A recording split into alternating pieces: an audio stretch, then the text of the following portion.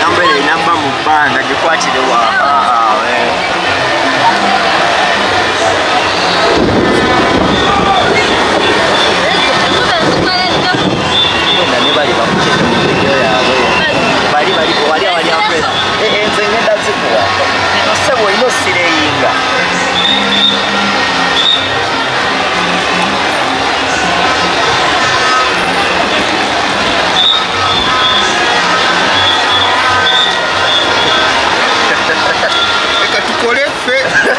Mane manyokirira waliwa. Nze sikubwa nkuba.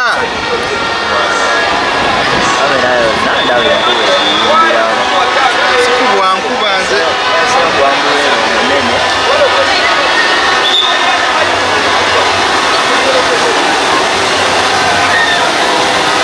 Bibi basi gasiya.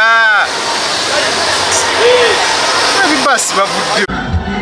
Wabula ennaku 7 Ssaabasajja Kabaka aweze emyaka 7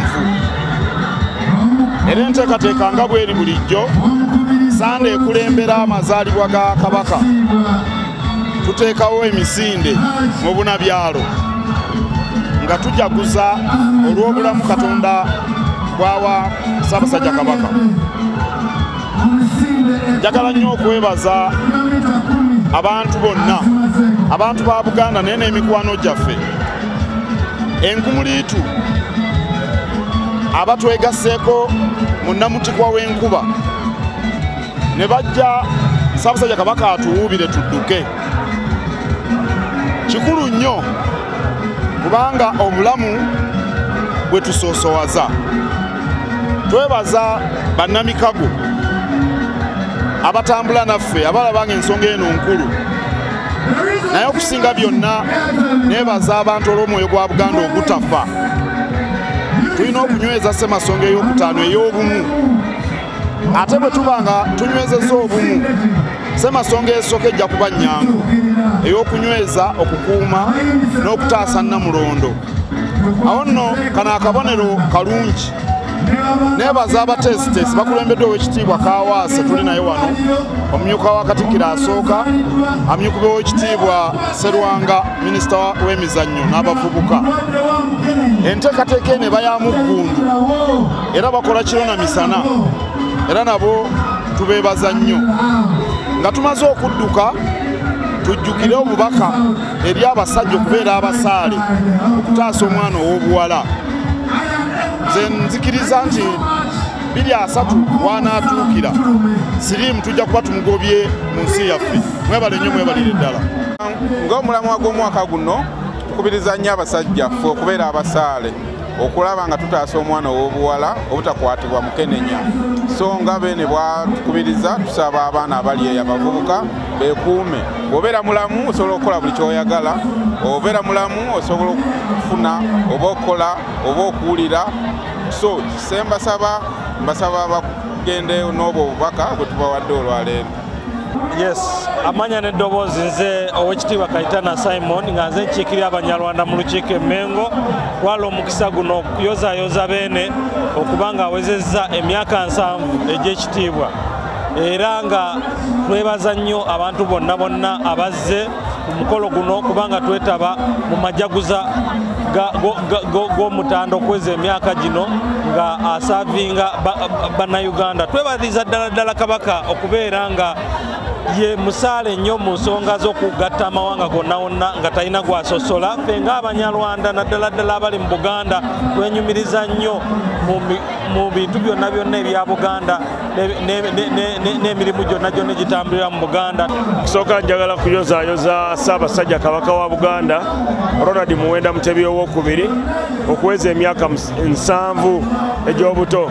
Njagala kusiima nnyo abavubuka bonna abazze mu misinde gino. Ate mu ngeri enjawulo njagala kusiima Ssaabasajja ayasazeewo okuteeka omulamwa gw'emyaka gino gw'emisinde gino gw'emirundi ogw'12 ng'ate essira ku kulwanyisa obulwadde obwa mukenenya. Nga mwenna bwe mumanyi obulwadde bwa mukenenya bukosa nnyo abavubuka kubanga be baagala okukebera sikaati n'ebiteeteeyi ne gomasi. Ate obulwadde bugenda bweyongera ate nga bwali bukendedde. So Kabaka okuvaayo n'agamba kalwanyise obulwadde bwa mukenenya kiyamba nnyo nga ffe abavubuka wamu ne gavumenti atukwatiddeko okulaba nti obulwadde obwo buva mu bantu ate n'ekyenjawulo guno okudduka kwa mirundi gwe 12 omukulembeze waffe ow'eggwanga yaguze tiketi 13,000 General Muhoozi yaguze tiketi 13,000 then controller wa State House naye n'agula tiketi 1,000 wona tulese wano tiketi 7 abawagizi baffe nga 7 be baza okwetaba ku misinde gya Kabaka omwaka ogujja tujja kulaba nti Addis abawagizi 2,000 gye gyetabe mu misinde gya Kabaka nga bonna baweereddwa tiketi omukulembeze w'eggwanga. Kati bwe tugamba nti Mukenenya anaaba aweddewo tuba tutegeeza tekitegeeza nti abantu tebajja kuba na bulwadde buno naye kitegeeza nti ababufuna bajja kuba nga bakendedde oba nga baweereddewo ddala nga tekyali muntu afuna bulwadde. Nze Nakiyaga Anet nga nze akulira abakitunzi ba I&M Bank Uganda Limited. I&M Bank Uganda Limited eyagaliza Ssaabasajja Kabaka Muwenda Mutebi II Magulu Nnyondo tumuyozayoza okutuuka ku emyaka 7. Tuli basenyu okulaba nti Kabaka yatuwa ebbeetu yatuwa platform ya Kabaka Birthday Run tusobole okuwanirira emirimu gy'Obwakabaka egiteekeddwawo okukyusa obulamu bw'abantu. Guno mulundi gwa 12 12 Kabaka Birthday Run nga Airtel tuteekamu ensimbi tuteekamu obukugu okulaba nti emisinde gino gibaawo era tusiima nnyo bakasoma baffe abazze okwegatako wadde eggulu lyatadde enkuba n'etonnya naye ekyo tekibalebeseza okudduka abantu badduse